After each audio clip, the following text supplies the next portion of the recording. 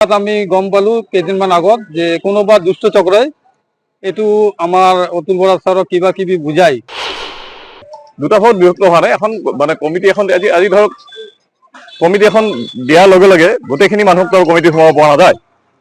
৫,০০০ যি সদস্য থাকে, কমিটি হ'ল ৩৩ জনীয়া। স্বাভাৱিকভাৱে কিছুমানে মনত দুখ পাব যে মই দলৰ নেতৃত্বৰ পৰা এখন আদেশ পাইছো, সেই আদেশৰ ওপৰত ভিত্তি কৰি আমি আমাৰ কামখিনি কৰি আছো। আজি শপত গ্ৰহণ ললে আপোনালোকে বাহিৰত কি কাৰণত কি আছে? বাহিৰত নহয়, আমি আহোঁতে অলপ পলম হৈছে।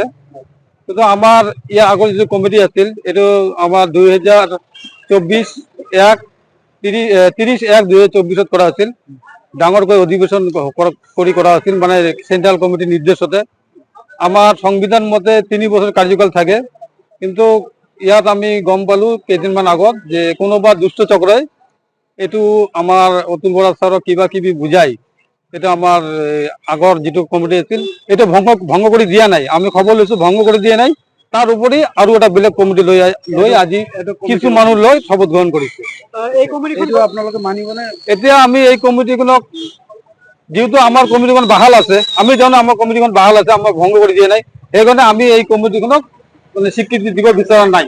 দুটা ভাগত বিভক্ত নহয়, আমাৰ আগৰ কমিটিটো আছে বুলি আমি এতিয়া ধৰি লৈছো।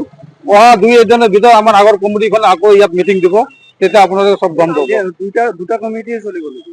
দুটা নহয়, আমি এইটো মানা নাই। এতিয়া কেন্দ্ৰীয় সমিতিক এইটো অভিযোগ দিয়া হৈছে, 2-1 দিনৰ সময় বিচাৰিছে আমাৰ সভাপতি মহোদয় অতুল বৰা ছাৰে। মোৰ মতে মই যিহেতু আগৰ আমাৰ যিটো কমিটি আছিল, আমাৰ ধুবুৰী বিধান পৰিষদ কমিটিখন 3 বছৰীয়া কাৰ্যকাল শেষ হোৱা নাই, আৰু আমাক চেন্ট্ৰেলি কোনো আমাক নিৰ্দেশ দিয়া নাই যে নতুনকৈ কমিটি এখন বনাই দিয়ক বা অধিৱেশন পাতক। এইটো কোনো অধিৱেশন কৰা নাই, কোনো কি কৰা নাই। এটা দুষ্ট চক্ৰই, মই ডাইৰেক্ট কৈ দিব বিচাৰিছো, আমাৰ জিলা সভাপতি মহোদয় এইটোত থাকিব পাৰে, এই চক্ৰটোত মানে তেওঁৰ নেতৃত্ব আৰু 2-1 থাকিব পাৰে, এইটো সন্দেহ কৰিছো। মানে কমিটিটো বৈধ না অবৈধ? মোৰ মতে যেহেতু মই আগৰ কমিটিখন ছেক্ৰেটাৰী হৈ আছো, এতিয়াও মই ভাবিছো মই ছেক্ৰেটাৰী হৈ আছো। যেহেতু আমাৰ কেন্দ্ৰীয় সমিতিৰ লগত আলোচনা এতিয়া চলি আছে, আমাৰ পৰা সময় বিচাৰিছে, 3-4 দিন সময় বিচাৰিছে, এইটো কিবা এটা কৰিব। সেইকাৰণে মই এইটো কমিটি অবৈধ বুলি ভাবো। একো জনা নাই। আগৰ কমিটিখনক জনাব লাগিছিল, আমাক চিঠি দিব লাগিছিল কেন্দ্ৰীয় সমিতিৰ পৰা যে আপোনালোকৰ এইটো কমিটি কি শেষ হৈ গৈছে, আপোনালোকে অধিৱেশন কৰক। একো জনোৱা নাই। আমাৰ ইয়াত ধুবুৰী বিধান পৰিষদৰ পৰা কেন্দ্ৰীয় সমিতিত আমাৰ প্ৰতিনিধিত্ব কৰা মানুহ আছে, কি আছে সদস্য আছে। থানোৱাৰ হুছেইন সাংগঠনিক সম্পাদক, আমাৰ অমল কুমাৰ শাহ আছিল উপ সভাপতি, আমাৰ দিলীপ দত্ত আছিল, সিহঁতেও একো নাজানে, সিহঁতকো অৱগত কৰা নাই। দুষ্ট চক্ৰই এটা অতুল পৰা কিবা কিবি কৈ এইটো এটা মানে ফলছ কমিটি বনাই আনিলে। সম্পাদক দুজন হ'ল হাৰুণ ইছলাম আৰু ললিত ৰায়, আৰু সভাপতি হ'ল ৰণেন্দ্ৰ নাৰায়ণ ভট্ট, এখেত সভাপতি। আৰু আমাৰ এইখন সাংবিধানিক মানে 33 জনীয়া কমিটি, সাংবিধানিক মতে এইখন কমিটিখন আছে। দুটা ভাগত বিভক্ত হ'ল নেকি ধুবুৰী বিধান পৰিষদৰ কমিটি? নাই, দুটা ভাগত বিভক্ত হোৱা নাই। এখন মানে কমিটি এখন আজি ধৰক কমিটি এখন দিয়াৰ লগে লগে গোটেইখিনি মানুহক তাৰ কমিটি সোমাব পৰা নাযায়।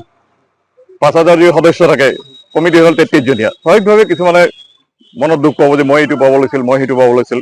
তো কমিটি যেতিয়া এবাৰ হৈ যায়, তাৰপিছত আটাইখিনি সহযোগ কৰে, যিয়ে দলীয় সদস্য আটাইখিনি সদস্য কৰে। গতিকে দুটা ভাগত ভাগ হোৱা কথাটো কোনো ধৰণৰ বিশ্বাসযোগ্য কথা নহয়।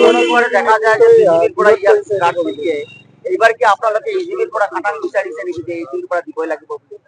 আমি মানে জিলা সমিতিৰ ফালৰ পৰা, ধুবুৰী জিলা সমিতিত 5টা সমষ্টি আছে। এই 5টা সমষ্টিৰ পৰা আমি বিলাসীপাৰা সমষ্টিটো এইবাৰ আমাক লাগিব বুলি আমি তীব্ৰভাৱে দাবী উত্থাপন কৰিছো, যে বিলাসীপাৰা গোলগঞ্জ সমষ্টিটো বিজেপিয়ে পাব, সেইটো আমি নিশ্চিত হৈ, আৰু আমি তেওঁলোকক ৱেলকামো জনাইছো যে গোলগঞ্জৰ পৰা বিজেপি জিকি আহিব লাগে, আমি যান প্ৰাণ দি তাত খাটিম, আৰু বিলাসীপাৰা সমষ্টিটো আমাক লাগে। এই সম্পৰ্কে আমি কেন্দ্ৰীয় নেতৃত্বক জনাইছো।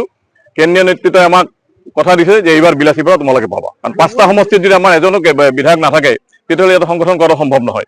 আৰু সেই সম্পৰ্কে যোৱাকালিলৈকে আমি নিশ্চিত যে বিলাসীপাৰা সমষ্টি আমি অসম গণ পৰিষদ দলে পাম। ধুবুৰী আৰু গৌৰীপুৰতো আমাৰ দুজন মানে ষ্ট্ৰং দাবীদাৰ আছে। আমাৰ প্ৰাক্তন মন্ত্ৰী মহিবুল ইছলাম আছে, আৰু আমাৰ ধৰ্মীয় সংখ্যালঘু পৰিষদৰ পৰা ৰচিদ মৌলবী আছে। তেওঁলোকে যথেষ্ট কাম কৰি আছে।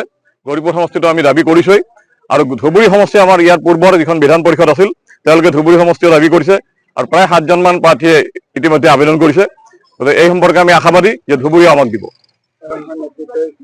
নতুন কমিটি অবৈধ বুলি অভিযোগ কৰিছে। না আমাৰ দৃষ্টিত এইটো পৰা নাই, আমি এতিয়ালৈকে আমাৰ দৃষ্টিত পৰা নাই। যদি আমাৰ দৃষ্টিত পৰে তেতিয়া আমি প্ৰতিক্ৰিয়া কৰিম। আছিল যে এপ্ৰিল মাহৰ 3 বছৰ সম্পূৰ্ণ সেইটো কেন্দ্ৰীয় আমি মানে এইটো দল এটা কেন্দ্ৰীয় সমিতিৰ ভিতৰত চলে। কেন্দ্ৰীয় সমিতিয়ে যি সিদ্ধান্ত ল'ব, কেন্দ্ৰীয় সভাপতিয়ে যিটো সিদ্ধান্ত ল'ব সেইমতে দলটো চলে। দলটোত আৰু আন কোনো কথা নাই, আন গোটেইখিনি কথা কেন্দ্ৰীয় সভাপতিৰ ওপৰত। কেন্দ্ৰীয় সভাপতিয়ে এখন দিছে, আমি সেইকাৰণে বস্তুটো অলপ দেৰি কৰিছিলো যে কাৰোবাৰ যদি কিবা ক্ষোভ থাকে কেন্দ্ৰীয় সমিতিলৈ যাওক, তাত তেওঁলোকে আবেদন কৰক, তেওঁলোকে তেওঁলোকৰ কথা কওক। যদি তেওঁলোকৰ কেন্দ্ৰীয় নেতৃত্বই যদি আমাক নিৰ্দেশ দিলেহেঁতেন তেতিয়া আমি কেন্দ্ৰীয় নিৰ্দেশ বা নেতৃত্বৰ যিটো শেষ নিৰ্দেশ আমি সেইমতে কাম কৰি আছো। ইয়াত আৰু কোনো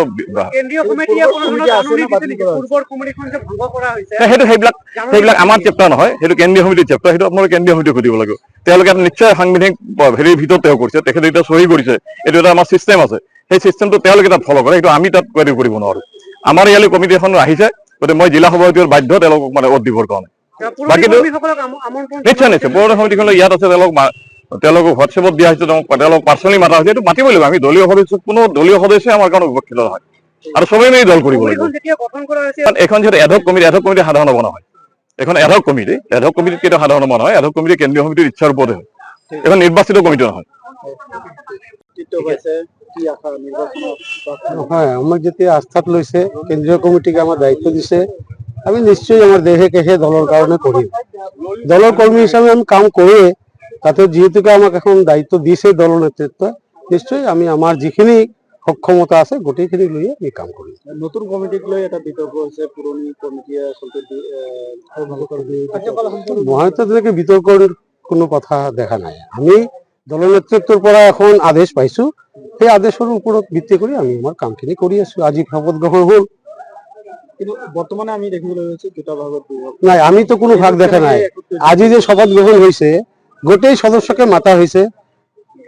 আগৰ খিনি কমিটিৰ যিহেতু পদাধিকাৰী আছিল চবকে মতা হৈছে। মই পাৰ্চনেলি টেলিফোন দিও মাতিছো, তেওঁলোকক প্ৰেচিডেণ্ট সম্পাদকক মই এতিয়ালৈকে দেখা নাই, এতিয়ালৈকে আহি পোৱা নাই। তেখেত নাই বুলি কৈছিল মোক কালি যেতিয়া প্ৰেচিডেণ্টৰ কথা পাতিছিল। কিহত নাই, আমি বিভক্ত হোৱাই নাই, খুটিৰ প্ৰশ্নই নাই। আমি এটা দল হিচাপেই চলি থাকিম। শপত গ্ৰহণ হৈ গ'ল। জিলা নেতৃত্বই যেনেকে কৈছে, কিবা এটা নতুন কমিটি কাৰোবাৰ কিবা অন্তৰত কিবা থাকে, এইখিনি সেই মুহূৰ্তৰ কথা। এতিয়া মিডিয়াই আপোনালোকে যিহেতু বেছিকে কয়, এইটো পাছৰ কথা, আমাৰ ভিতৰত একো নাই। দেখি আসন দাবী কৰাৰ কথা হৈছে, এতিয়া মাত্ৰ শপত গ্ৰহণ কৰিহে আমি আপোনাৰ ইয়াত আহিছো। আমি এতিয়া বহাই নাই, আমি এক্সিকিউটিভটো বহিম। এক্সিকিউটিভতো সিদ্ধান্ত হয়, এইটো ব্যক্তি সিদ্ধান্তটো নহয়। আমি এক্সিকিউটিভ সিদ্ধান্ত হ'ব, আৰু মিডিয়াৰ লগত নিশ্চয় আমি যোগাযোগ ৰাখিম গোটেইখিনি।